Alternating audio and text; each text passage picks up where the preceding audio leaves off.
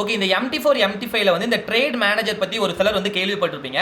Actually இந்த trade manager அப்படிங்கிறது வந்து என்ன அப்படின்னா, உங்களோட ட்ரேட மேனேஜ் பண்றதுக்காக யூஸ் பண்ற ஒரு சாஃப்ட்வேர் தான். ஓகேங்களா? இப்போ வந்து ஒரு ட்ரேட் எடுக்கிறதுக்கு முன்னாடி நம்ம வந்து ஒரு ட்ரேடோட ஸ்டாப் லாஸ் எவ்வளோ, அந்த ஸ்டாப் லாஸ்க்கு நம்ம எவ்வளோ லாட் சைஸ் போடணும், நம்ம ஒரு ட்ரேடுக்கு எவ்வளோ ரிஸ்க் வைக்கிறோம், இது எல்லாத்தையுமே நம்ம வந்து கால்குலேட் பண்ணி நம்ம ஒரு லாட் சைஸ் போட்டு நம்ம வந்து மேனேஜ் பண்ணுவோம். ஓகேங்களா? இது வந்து மேனுவலா மேனேஜ் பண்றது. இதை வந்து ஒரு சாஃப்ட்வேரோட ஹேண்டில்ல நம்ம வந்து விடுறது தான் இந்த ட்ரேட் மேனேஜர் அப்படிங்கிற ஒரு சாஃப்ட்வேர். ஓகேங்களா? இது வந்து நீங்க MT4 MT5ல ஆட் பண்ணி நீங்க பண்ற மாதிரி இருக்கும்.